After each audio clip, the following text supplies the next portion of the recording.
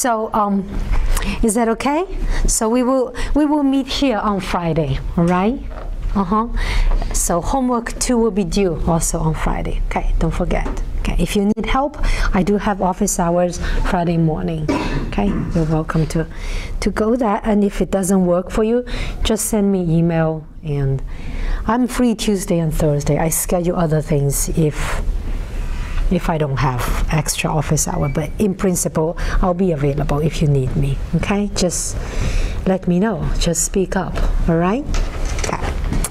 All right, getting to spline, piecewise polynomial approximation. So we had some motivation from last class, did we? To go into piecewise polynomial and maybe not so high order polynomials. It's advantageous to do that. So we set up this basic definition last time. So let me briefly put it back up here again. So splines, the definition of spline of degree, let's call the degree k as not to mess up with the n. N plus 1 will be the number of knots. Okay, so k. I have to change my notes. We'll call it k. So spline of degree k is a function s spline, so it's piecewise defined. So si of x for x on the interval from ti to ti plus 1, right? So I can just put a closed interval including the 2 endpoints because it's going to be a continuous function, so it doesn't matter. I can overlap defining it at the knots, and they have to be the same to be a spline of any degree, okay? Is that okay? And then the set of knots are sorted. It needs to be sorted. Okay, so if it's a spline of degree k, it must have 2 conditions satisfied. First, each of these must be a polynomial of degree k. Okay, it's piecewise polynomial. And second are all these continuity conditions, they have to be satisfied. Okay, so the spline function overall as a whole function shall be in C, I use the k, right? K minus 1. So k minus 1 times continuously differentiable. So what does it mean is I can write out, so Si, is that the notation? Okay, I minus 1. Let's look at Ti from the left. Needs to equal to Ti from the right. And then all the derivatives. S prime, I minus 1. Ti equal to S prime I Ti, and if it's kth, you have to go all the way to k minus 1 derivative. So this, I just like to write it here because we'll refer to it throughout the class today.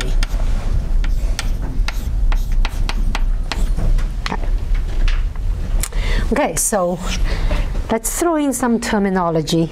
So I already hinted last time that the k would not go bigger than 3. We'll study 3 cases. So k equals to 1. This is called a linear spline. Okay? So as you see, that will be the simplest one. So that's the easiest. And k equals to 2.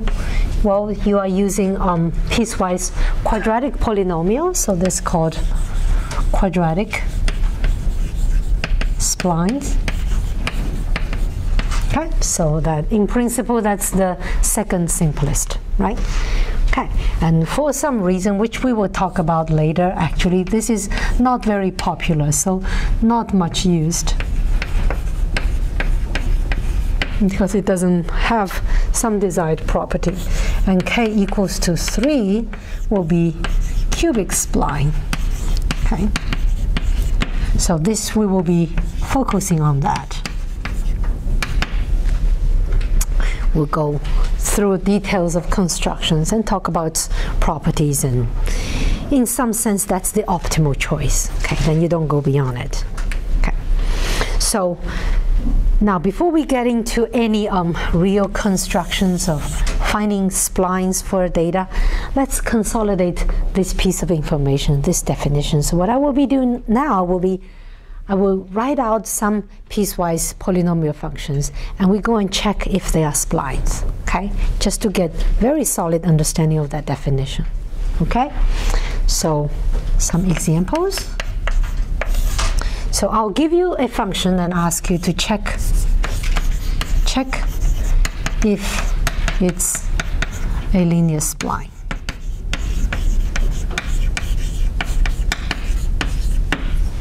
Okay, so the function is the following: s of x.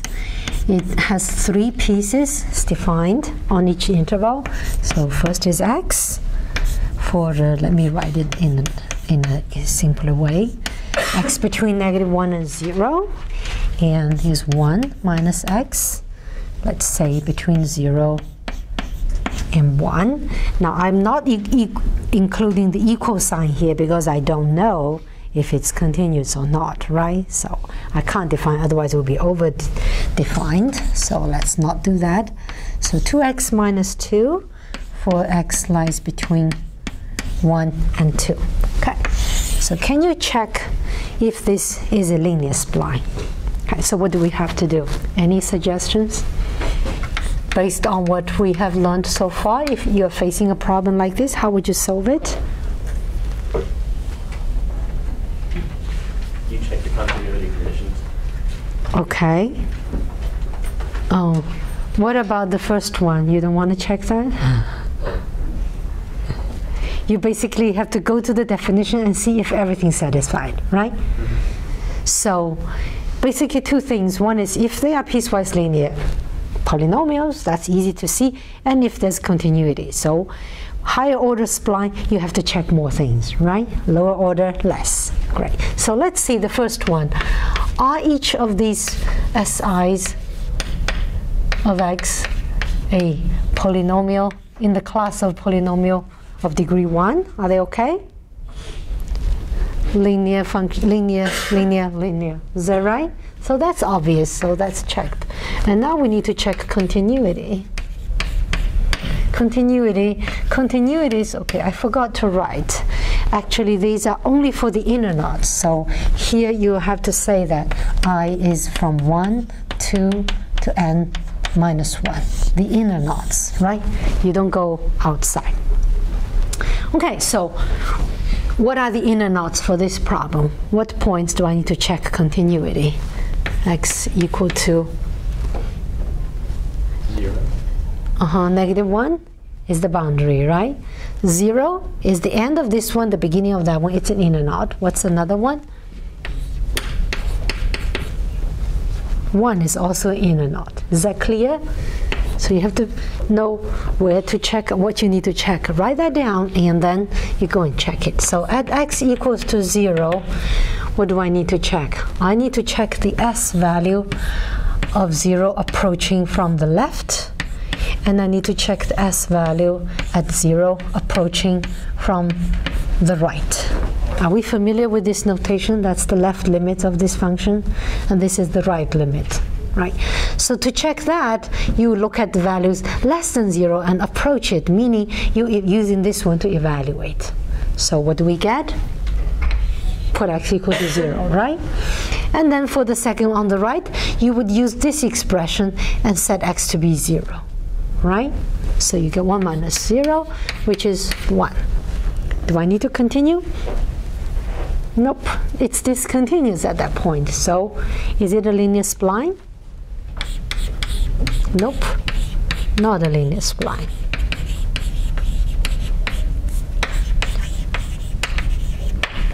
No. Is it clear? Okay, we're going to check a quadratic spline for the next problem. Check if it's a quadratic. So there are more things to check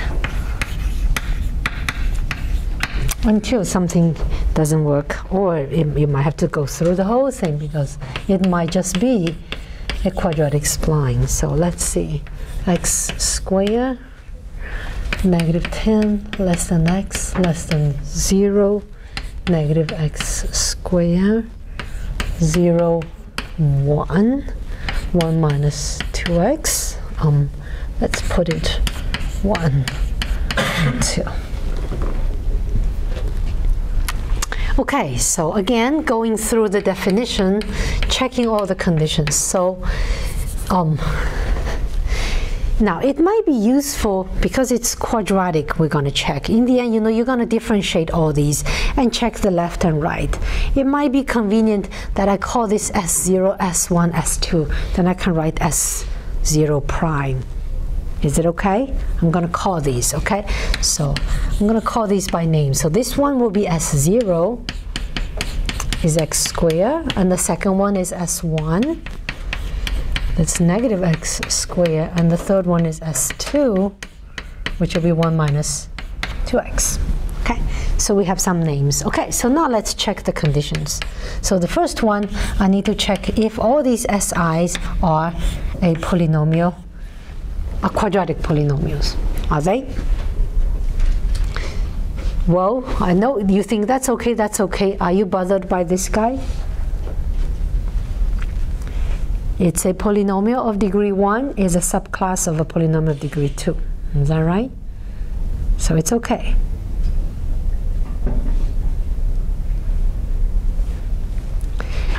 This notation says any polynomial of degree less than or equal to 2. They all go in there, right? So don't be bothered by this guy. This guy is okay. It's in P1 and it's in P2. It's in P of n for any n bigger than or equal to 1. Okay, so that's okay. Now, second, I need to check continuities. So, you know, it's a quadratic spline, so continuity check will have to have 2 layers. So continuity of the function s and its derivative. So I need to find out what are the 2 inner knots for this problem. So do we see quickly the inner knots? One is the 0, is that right? And the other is the 1. So a 0 and 1. So let's check it. So x equals to 0. So what do I need to check? I need to check S0 at 0, and I need to match this with S1 at 0. Is that right? So first write down what you have to check, and then go and figure out those numbers. So what do I have here? 0, and then here is negative x squared is 0. So that's okay. Is that clear? Now x at 1, what do I need to check? That will be S1 at 1, right? And S2 at 1. Is that right? So S1 at 1, putting to 1, you get negative 1. And then this one, you put x equal to 1, you get 1 minus 2 is negative 1. So that's okay, right? Okay, now keep going. Continuity for S prime at the same 2 knots, x0 and 1. Okay, my 1 doesn't look nice. Okay, so at x equals to 0, well, I will need to check this same thing, but with a derivative on it. Is that right? I need to check the S prime 0, evaluate 0, and then S1 prime, evaluate at 0. Okay, so let's go and look at S0. Can we do this mentally? What's the derivative of this guy? Is it set x equal to be 0? Is that okay? What's the derivative of this guy? Negative 2x. Put set x to be 0. So that's okay. Is it okay? And then, and the last thing, S1 prime at 1 and S2 prime at 1. Okay, so if I differentiate this, I get negative 2x. Put x to be 1, what do I get? Negative 2, is that right? I differentiate this, I get negative 2, whatever x you put in. So is that okay? Yes. So is this a cubic spline? Oh no, quadratic spline, sorry. Yes. It's a quadratic spline, okay. Is it clear how to check it? Yeah, question? How come for x equals 0 you use S0 and S1, but for x equals 1 you use S1 and S2? Oh, because this is T0, and this is this is T1, and this is T2, right? If you label this T0, T1, T1, T2, T2, T3. These are the two inner knots. So to check at 1, I would need to use this function and this function, because that's the point. Those two functions are one on the left, one on the right. Okay? Yeah. So is that okay? You can handle similar problems? I think so. All right, so let's go into linear spline, which is the simplest and easiest. Linear spline, that's next chapter, 3.2.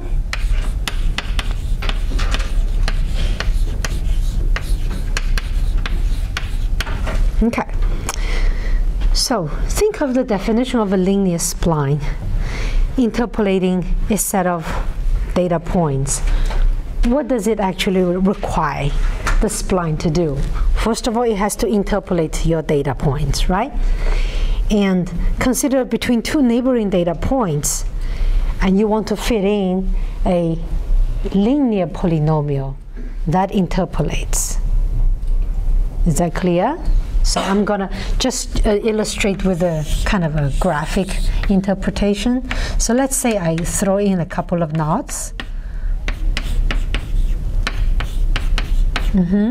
So here I have value y0, and then here I have value y1, and then here I have value y2, and let's say here I have value y3. I plotted those dots, the data in my plane. So this is x, and this, in the end, I will plot my linear spline. So on this interval, I need a linear polynomial, and it has to go through this point, and it has to go through that point. What would it be? Would you be able to come up here and just draw it? If you want to draw, what would that be? Can you tell me? Just a straight line between the 2 points. Yeah. Is it clear to everyone? You just connect these points, right? It's piecewise polygonal line, and this is called piecewise affine functions. Okay, so let's do that. That's your first linear spline. Okay, not so exciting, huh? Let's just connect them. It doesn't look so smooth, well, but it does the job of interpolating it somehow. So splines in general don't need to be split. S1, it's just continuous. Yeah, and then if it's quadratic, then it has to be continuously differentiable. If it's cubic, it's twice continuously differentiable, right? It goes up, get higher and higher, yeah.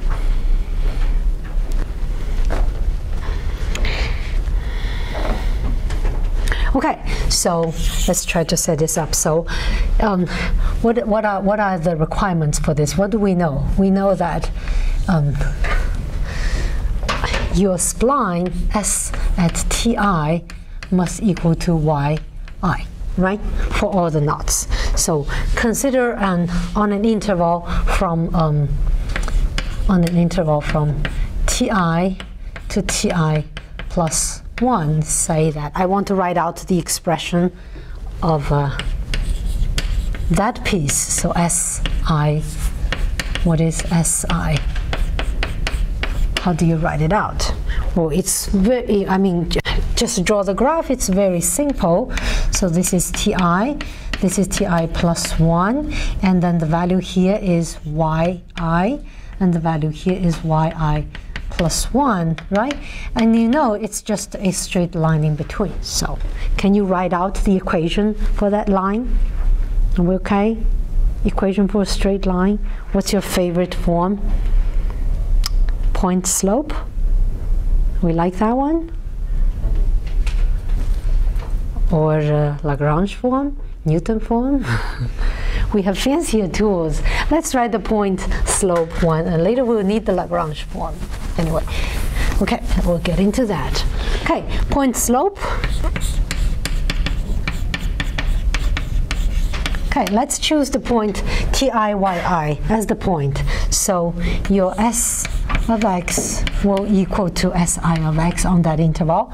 We'll take the y value of that point plus the slope, right? So what is the slope?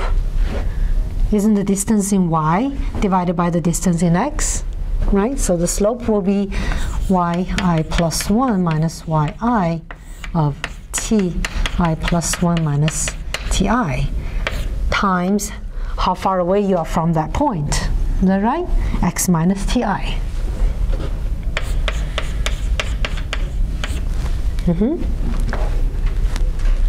So you can just write it out, right? The hard thing, actually, in the end, if I ask you to plot it, I give you x. The hard thing is actually to figure out which interval your x belongs to. Does it belong to the interval number 0 or number 1 or number 2? No, I skipped the t2. I'm sorry. I skipped the number. Okay, so you face this in your homework problem. Given x, how can you find out which interval it belongs to? Okay, there's a homework on that. Okay, so is it okay writing this out with the point slope form? So would you be able to write it out with the say Lagrange form? How about we do that? Because we actually will need it later on. So what about the Lagrange form? Anyone?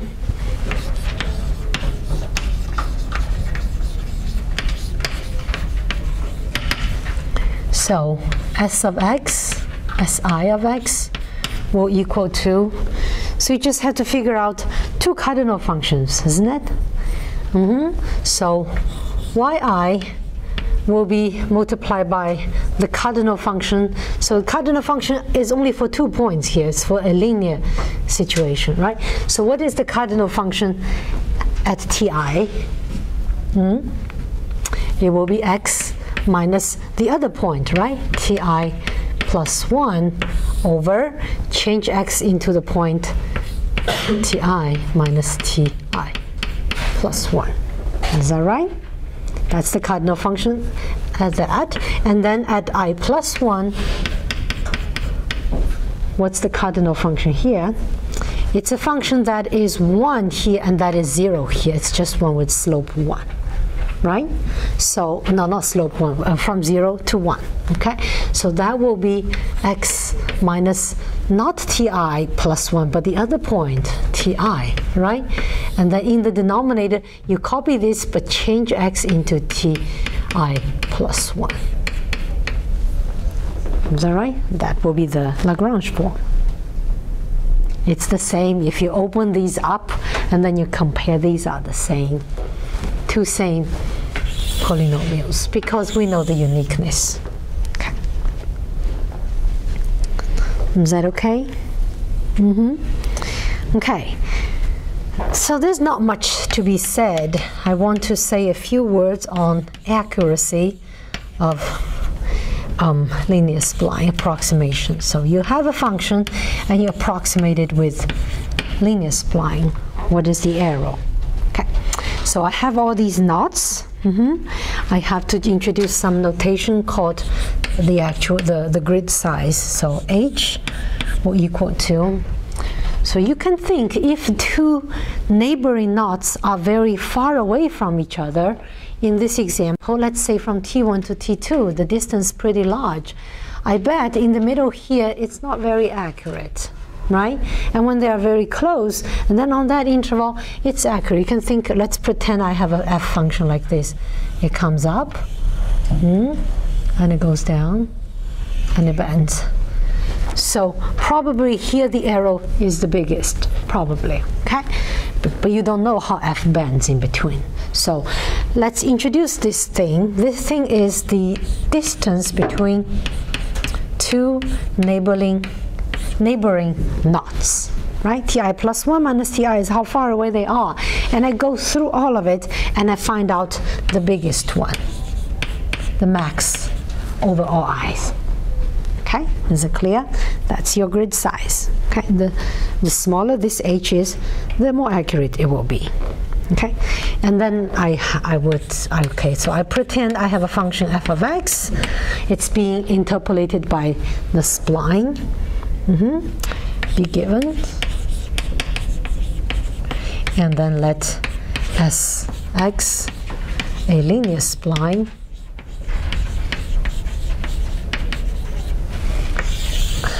that interpolates. So with the following property, that is S at ti equals to f at ti. Okay, through all the knots. Okay, so what can you say about the arrow? So we have the following for the arrow. So for any x on the interval from t0 to tn, I'm not going out, I have to be on the interval, we have the following. So it actually depends on the function f, on regularity of the function f. If your f is nice, you can differentiate it many times. So if f is, let's say, c2, twice continuously differentiable, meaning second derivative is bounded. Okay? And then I have the following. This is actually a standard estimate. So, okay, let me see, what does it mean? F second derivative exists and is bounded. Okay? So this, you have the following. Fx minus s of x will be bounded by 1/8 of h squared times the maximum of f double prime of x between, so x between t0 and tn, outside I don't care. That's the upper bound for the second derivative. Okay, so we shall be familiar with this arrow estimate, don't we? Have we seen something like this before? It looks vaguely familiar. If I change this h into b minus a bracket square, now does it ring a bell? Some estimate we did earlier, right? If you interpolate with linear polynomial, that's the arrow estimate, provided the second derivative is okay to put in. But what if your function f does not have such regularities? Second derivative might blow up to infinity at some places. Then this bound is useless. So in that case, you have a weaker bound. So let's say f is only c1. Okay, I only have f prime defined and exist. Then you have a somewhat less strong arrow bound. So this will equal to a half times h times max of f prime is the same thing here, t0 x tn. So what you put in is, now it's only the first derivative you have control over and it's bounded. So you can put in the max of that, and then because of that you get only a half of h to the power 1 here. First order only. Okay, here is actually a second order. Okay, so this we already know from previous proof, and this you can geometrically, intuitively understand why it only becomes like that.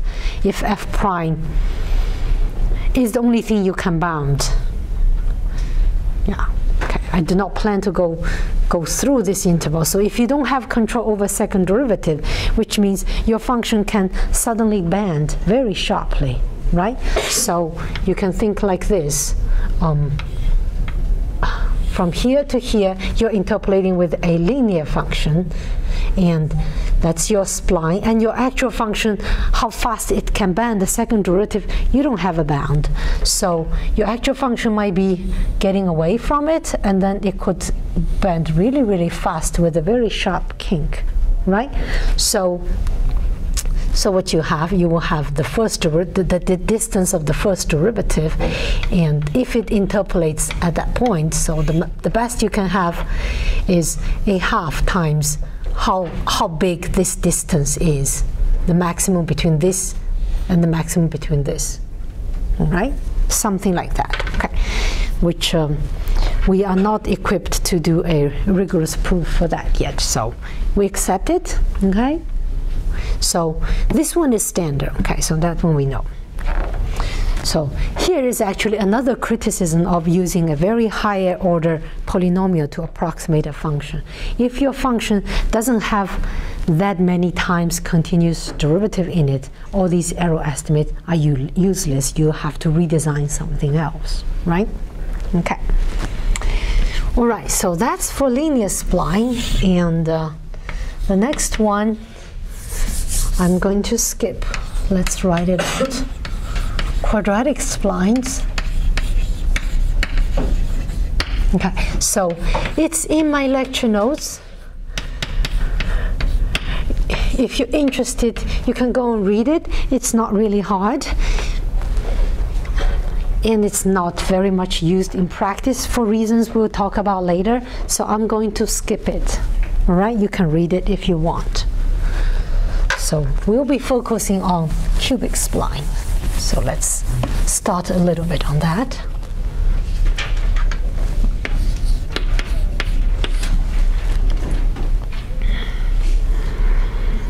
Okay, so we will be talking about natural cubic splines. Okay. My B doesn't look good.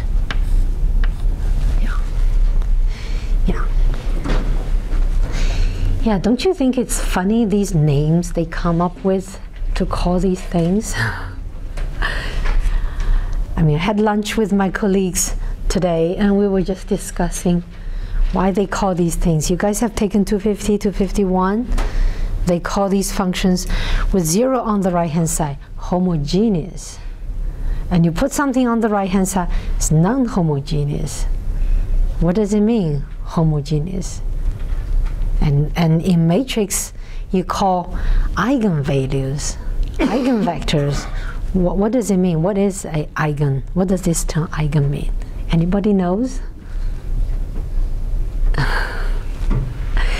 I learned it today, I can tell you. Homogeneous came from Latin. Homogeneous, homo means the same source. So they're kind of coming from the same source. And eigenvalue, it's a German word. Eigen is it basically means of yourself.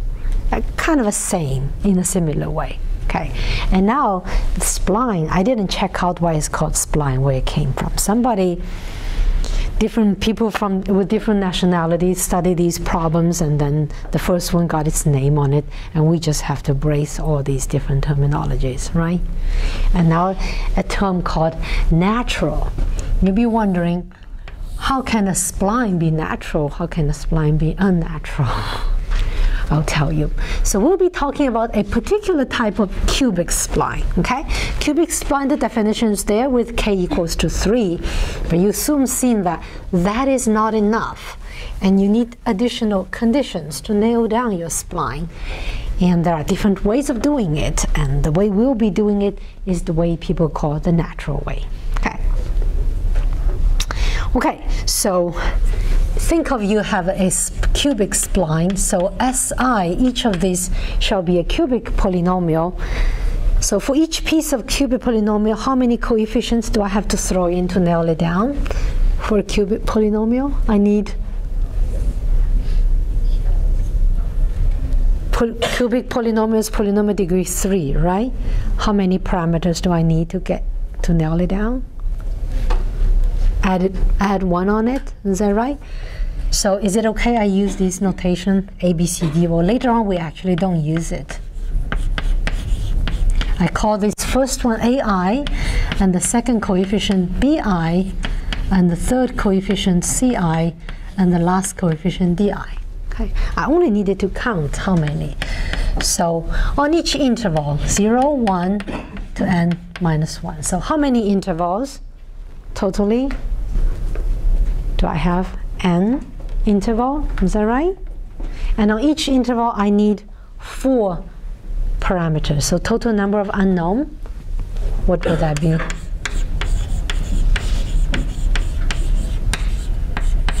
Isn't that 4 times n? Is that right?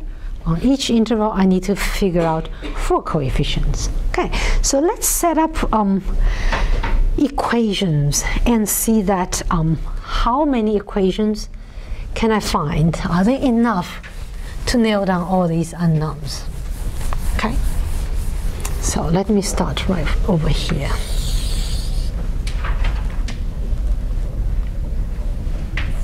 Okay, so I'm going to set up all these equations based on the definition of a cubic spline. We stick with cubic spline first. So first, it has to interpolate my data. Is that right?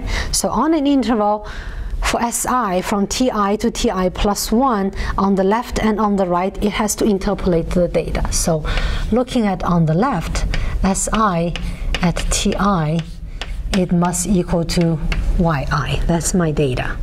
Right? So this holds for I from 0, 1 to n minus 1. Is that right? And let's see how many number of equations do I have. So how many constraints does it give me? How many points? N. Is that right? So this gives me n conditions. Okay. And then you also need to have it interpolating the data on the interval, on the right interval. So you can just think this is Ti, this is Ti plus 1, and this is your Si of x. It might look like this, I don't know, but it must assume value Yi here. It must assume value Yi plus 1 there. Is that right? On that little piece. Okay, so this must be Yi plus 1 the same. So I have the same total number of equations out of this. Okay, and then there are these continuity condition, right? Continuity condition for the spline itself. Do I need to be worried about that? Do I need to write that up? With 1 and 2 already set up, will my function S be continuous at all the nodes? Say at Ti from the left and from the right, they will all be Yi. Is that right? So I don't need to check that anymore. I need to check continuity for the first derivative and the second derivative. Agree? Let's write this out. So for the first derivative, Si prime, let's use this notation, Ti plus 1 equal to S prime I plus 1 Ti plus 1. So the derivative from the left of Ti plus 1 and from the right of Ti plus 1 must equal to each other, right? And this holds for all the inner knots, isn't it? So for I will be from 0, 1, all the way to n minus 2. You can't go to n minus 1, then you go to Tn, there's nothing on the other side, okay? So how many equations will I get from these? One less from the previous. So this gives me n minus 1. Is that okay? Let's do the last. The second derivative is the same thing, but with second derivative.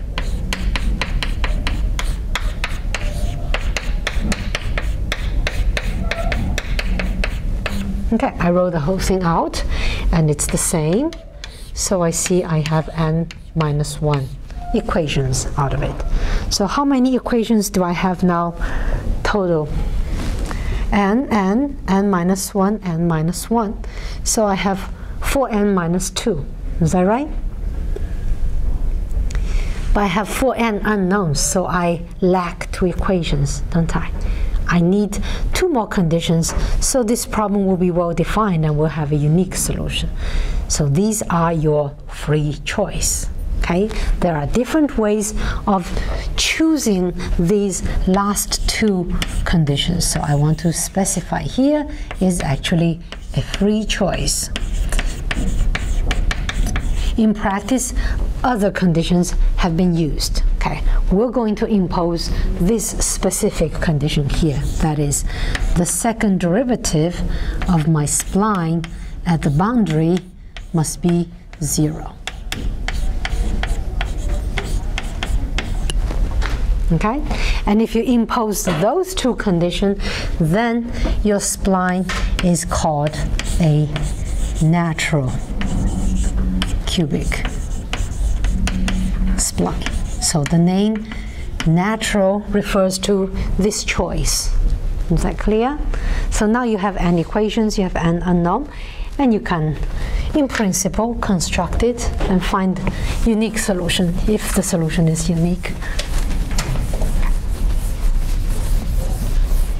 Okay, so how do we, in the end, find these SIs?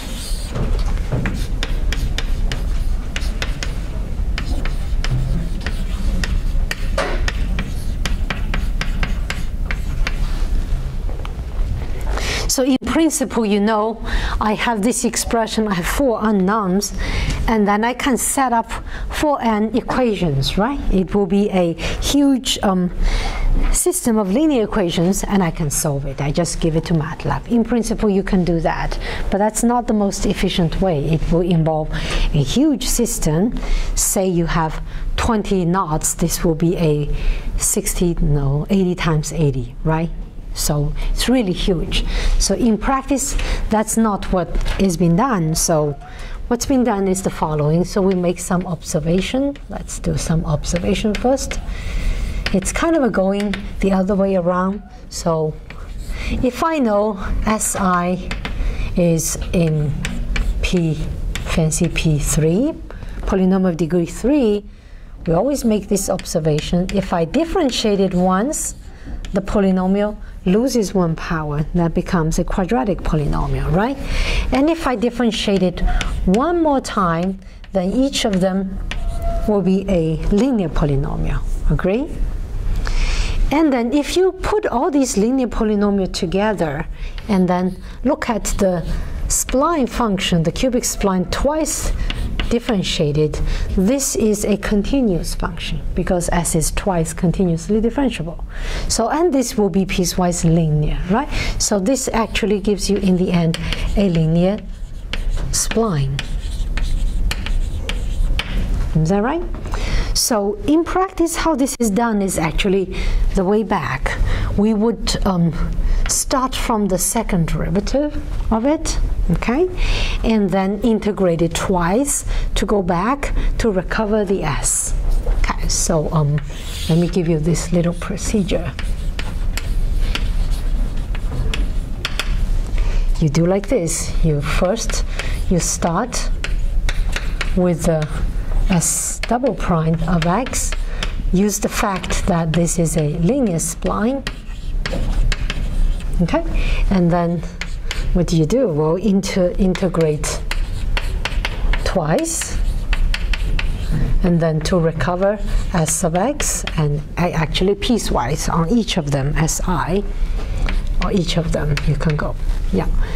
And then you know, each time you integrate, you get an integration constant. And you integrate twice, this will give you 2 integration constants, right? And you need to nail them down, okay?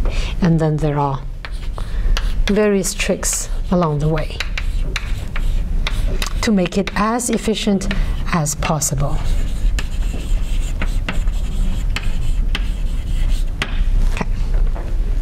So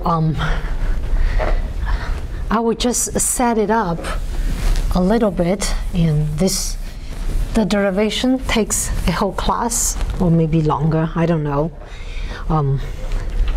So we'll follow the procedure. We'll just set up the first step for S double prime, and then we'll have to continue next time. Okay, so what we do will be, we'll define something.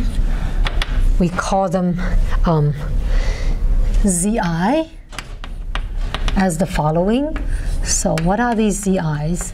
ZIs are exactly the second derivative of my spline evaluated at Ti. Okay, so these I need to define for I, the inner knots, 1, 2, 3, all the way to n minus 1. Okay? And these I don't know, so pay attention. So these here, they are actually unknown. Be careful. Okay, and then, but I do know some of these z's. Can you tell me what will be my z0? 0. Why? Is it on the board? Yeah, we say that's 0, right? That's the natural condition. Okay, and what about Zn? It's that one, is that right? It's 0. Okay, so that we know, but we really don't know the rest. But, so the whole thing eventually in the end is to figure out a way to find these z's, okay? Once you have the z's, then you can write out the si double prime of x. You can write it out using the Lagrange form, isn't it? So, okay, let's just write that out and then we'll stop. Okay, so I need some notation, more notations, because you need to know the distance. So I will introduce this quantity hi. That's the grid size of each subinterval. This is exactly ti plus 1 minus ti, okay? So for each interval, it has a length hi. It's not a uniform distribution. So I will use the Lagrange form to write out si double prime of x. So what is that? I know this is a linear polynomial, isn't it? We can look at it here. So ti plus 1. At ti, this takes the value zi. At ti plus 1, it takes the value zi plus 1. I just need to construct a linear function between it. Okay. But I want to write the Lagrange form. Is it okay? Later on, you'll see why it's better, because when you integrate it, this is much easier. So let's write the Lagrange form. We had earlier one with yi there and with xi, so I'll just change it. So this becomes ci plus 1 times x minus ti over hi. So that's the cardinal function at I plus 1, and then I have the cardinal function at I. Okay, so this would have negative hi here because it's ti minus ti plus 1. So I move the negative sign in between. Is it okay? So next time we will start from here and we will integrate it. And it'll get very messy. Okay.